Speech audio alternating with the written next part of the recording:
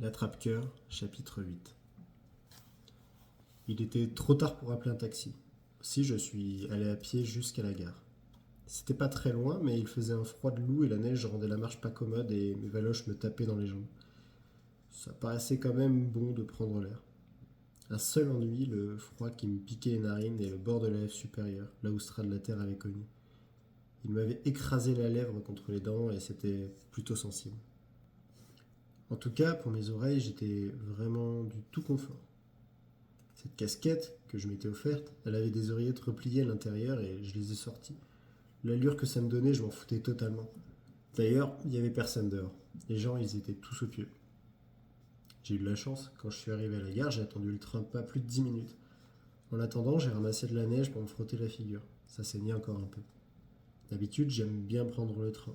La nuit en particulier, avec la lumière allumée et les vitres tellement noires. Et puis le type qui circule dans le couloir en vendant du café et des sandwichs et des magazines. Si je prends le train le soir, je peux même d'habitude lire une de ces histoires idiotes des magazines sans dégueuler. Vous voyez de quoi je parle? Une de ces histoires où il y a tous ces types à la con qui s'appellent Linda ou Marcia et qui passent leur temps à allumer les foutus pipes des susnommés David. Oui, d'habitude, je peux même lire une de ces histoires pourries quand je suis dans un train le soir. Mais cette fois, c'était différent. Ça me disait vraiment pas grand-chose. Je suis resté assis sans rien faire. Tout ce que j'ai fait, c'est ôter ma casquette et la mettre dans ma poche. Et voilà qu'à Trenton, il y a une dame qui est montée et qui s'est assise auprès de moi. Pratiquement le wagon était vide, because ça commençait à être tard et tout, mais elle s'est assise auprès de moi plutôt que sur une banquette vide parce que j'étais sur la banquette près du couloir et elle avait un gros sac. Elle a posé le sac en plein milieu du couloir et le contrôleur ou n'importe qui aurait pu se prendre les pieds dedans. Elle portait une orchidée au revers de son tailleur, comme si elle venait d'une grande soirée ou quoi. Elle avait dans les 40 ou 45 ans, je suppose, mais elle était très bien. Les femmes, ça me tue, sincèrement. Je veux pas dire que je suis un obsédé sexuel, oh non, quoique ça m'intéresse le sexe. Mais les femmes, je les aime bien, voilà tout. Elles laissent toujours leur foutu sac en plein milieu du couloir. Bon, on était assis là et brusquement elle m'a dit: Excusez-moi, mais n'est-ce pas un autocollant de Pensée Prep? Elle regardait mes valises, dans le filet à bagages. J'ai dit: Exact. Oui, elle avait raison, j'avais un foutu autocollant de Pensée sur une des valoches. Pas malin de ma part, faut reconnaître. Elle a dit: Oh, vous êtes à Pensée? Elle avait une voix agréable, ou plus précisément, comme une agréable voix de téléphone. Elle aurait dû transporter un téléphone avec elle. J'ai dit oui. Oh, c'est merveilleux. Peut-être que vous connaissez mon fils, Ernest Moreau. Il est à Pensée. Oui, bien sûr, on est dans la même classe. Son fils était sans aucun doute le plus sale con qui soit jamais allé à Pensée dans toute l'histoire pourrie de ce collège. Son fils, quand il venait de prendre sa douche, il arrêtait pas de faire claquer sa vieille serviette mouillée sur le cul des gars qu'il rencontrait dans le couloir. Voilà le genre de mec que c'était. Et elle a dit encore: Oh, c'est merveilleux. Mais pas un ton ringard. Elle était seulement très sympa et tout. Il faudra que je raconte à Ernest que nous nous sommes rencontrés. Pourriez-vous me dire votre nom? J'ai répondu Rudolf Schmidt. Je me ressentais pas de lui raconter toute l'histoire de ma vie. Rudolf Schmidt, c'était le nom du gardien de notre bâtiment. Elle a demandé: Vous aimez Pensée? Pensée, ça va, c'est pas le paradis, mais c'est un collège pas plus mauvais que les autres, avec certains des profs qui sont très consciencieux. Ernest s'y plaît tellement. J'ai dit oui, c'est sûr. Puis je me suis mis à débiter des conneries. Ernest, il s'adapte à tout et à tout le monde. Vraiment, je veux dire, il sait vraiment comment s'y prendre pour s'adapter. Elle a dit: Vous trouvez? On voyait qu'elle était drôlement intéressée. Ernest? Mais oui, je l'ai regardé ôter ses gants. Waouh, elle avait des diams à tous les doigts. Et elle a dit: Je viens de me casser un ongle en sortant du taxi. Elle a levé les yeux et elle a eu comme un sourire. Elle avait un sourire extra, sans blague. La plupart des gens ont à peine un sourire ou bien c'est un sourire dégueu. Mon mari et moi, nous ne sommes pas sans inquiétude au sujet d'Ernest. Nous avons l'impression qu'il n'est pas très sociable. Pas sociable? Comment ça? Eh bien, c'est un garçon très sensible. Il a toujours eu du mal à se faire des amis. Peut-être prend-il les choses trop au sérieux pour son âge? Sensible, ça m'a tué. Ce type, Moreau, il est à peu près aussi sensible qu'une lunette de WC. Je l'ai bien regardé. Elle avait pas l'air d'une andouille. Elle avait l'air d'une personne très capable de se faire une idée claire du genre de petit con qu'elle a pour fils. Mais on peut jamais dire avec les mères. Elles sont toutes légèrement fêlées. En tout cas, celle-là me plaisait. La mère du Gamoro. Elle était très chouette. Je lui ai demandé: puis-je vous offrir une cigarette? Elle a jeté un coup d'œil autour d'elle. Je ne crois pas, Rudolf, que ce compartiment soit pour fumeurs. Rudolf, ça m'a tué. Aucune importance, j'ai dit. On peut toujours fumer jusqu'à ce que quelqu'un râle. Elle a accepté la cigarette et je lui ai donné du feu. Elle s'y prenait bien. Elle aspirait la fumée et tout, mais elle l'avalait pas à toute pompe comme le font la plupart des femmes de son âge. Elle avait du charme. Elle avait aussi beaucoup de sex appeal, si vous voulez savoir. Elle me regardait d'un air bizarre. Et elle a dit tout d'un coup: je me trompe peut-être, mais j'ai l'impression que vous saignez du nez, Rodolphe. J'ai hoché la tête et sorti mon mouchoir. J'ai reçu une boule de neige dans la figure, une très serrée, très dure.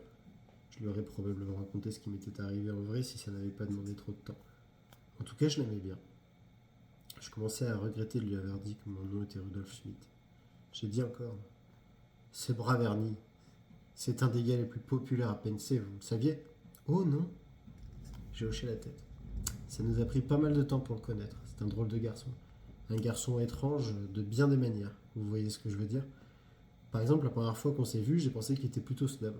C'est ce que j'ai pensé, mais j'avais tort. C'est juste qu'il a une personnalité tout à fait originale et que ça prend un certain temps pour le connaître.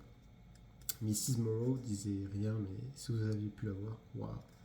Prenez la mère de n'importe qui et tout ce qu'elles entendent, c'est que son fils est formidable. Et alors, je me suis lancé dans un super baratin. Et j'ai demandé: est-ce qu'il vous a parlé des élections? Les élections de notre classe?